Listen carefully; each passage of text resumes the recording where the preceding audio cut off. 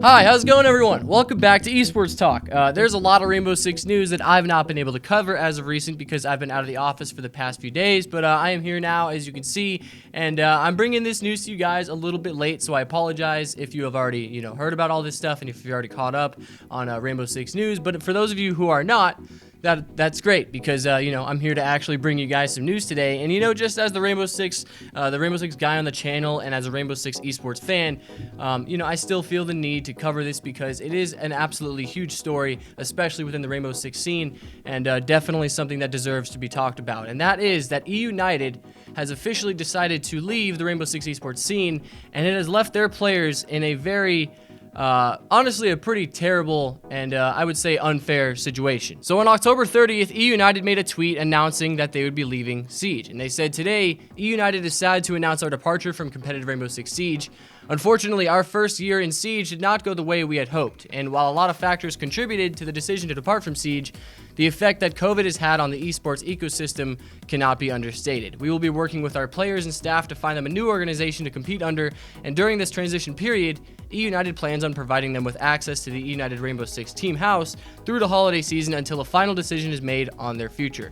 We wish the best to our players, the fans, Ubisoft, and the rest of the teams in the North American Pro League." And it's great that eUnited is helping them out still, so a huge kudos goes to them for supporting the players and giving them a place to stay and helping them find another org in the meantime.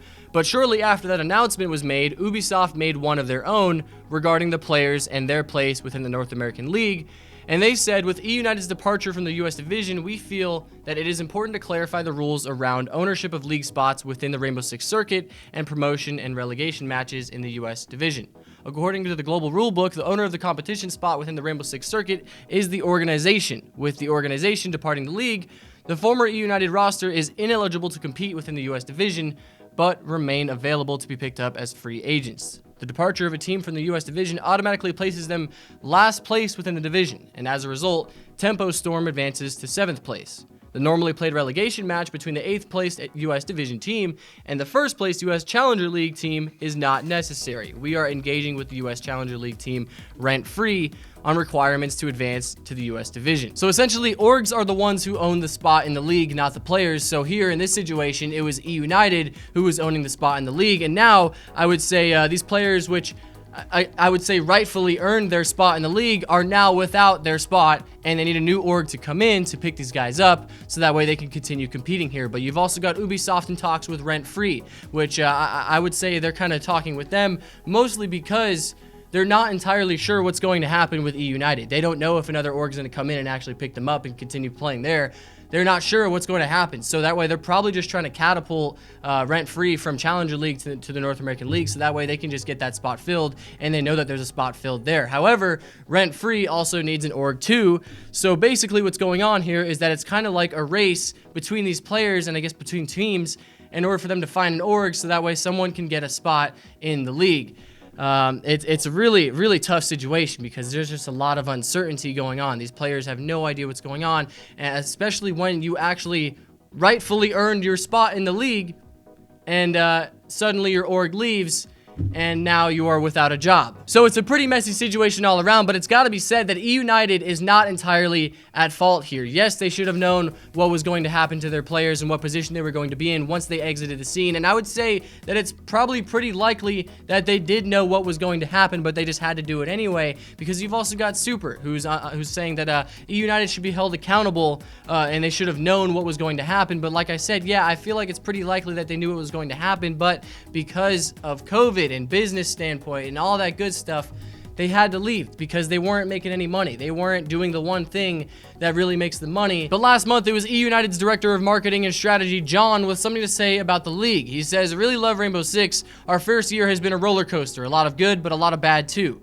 It is really rough to build your brand in a game when a season and stage started on September 15th, and nearly a month to the day the season is over, one team relegated, and we sit on the sidelines for 3 months before a last chance qualifier. And then if we don't make it, then until March without playing meaningful matches. How is this a sustainable system for brands to drive equity in the product?" And Rainbow Six has already been sort of a rocky esport to buy into, considering it's not a tier 1 esport and it's not super huge or anything like that. But COVID has really just made things so much worse. It just really shows the impact that it's had on us and our economy and of course esports. But still, I don't want to entirely blame COVID, because there's still something to be said about Ubisoft's policy regarding all this, and just the way that they've actually handled it, because it is definitely worth noting that these players found out about losing their spot through social media, which it isn't the first time that we've seen something like this, but it doesn't feel professional, and it just comes off as disrespectful to the players, you know, to wake up one day and you check Twitter and boom, you're out of a job, but then you realize you're extra screwed because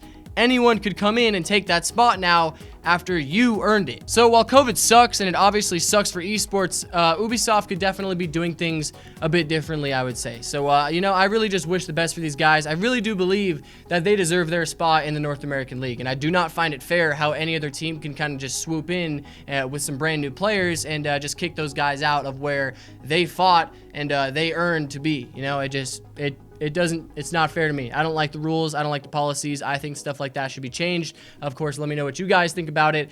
And it is also worth mentioning, I cannot forget this, that Penta actually announced that they dropped their roster because they could not get back into the European League. So a lot of people, a lot of fans, and actually some eUnited ex-players, I should say, are actually really hoping that Penta comes over to the North American League and picks these guys up and gives them another chance to fight in the league. So, I have no idea how worth it would be for Penta, or if this is something they're even considering at all. But this is just something to throw out, because yeah, it is a possibility, but I don't know how likely it is at all. So just keep that in mind, guys. You know, if something like this does happen, I will be back with another video, of course, updating you all. Or if you guys just want to follow me on Twitter at Duck Invaders, I'll probably post about it there, because who knows, we might not get a video about it. So yeah, I thank you all so much for watching. I hope you guys enjoyed, and please let me know your guys' thoughts on all this down below, because it is a crazy, stupid, really annoying, terribly unfair situation that definitely deserves some conversation. So yeah, anyway, hope you guys enjoyed. I'll see y'all next time. Bye-bye.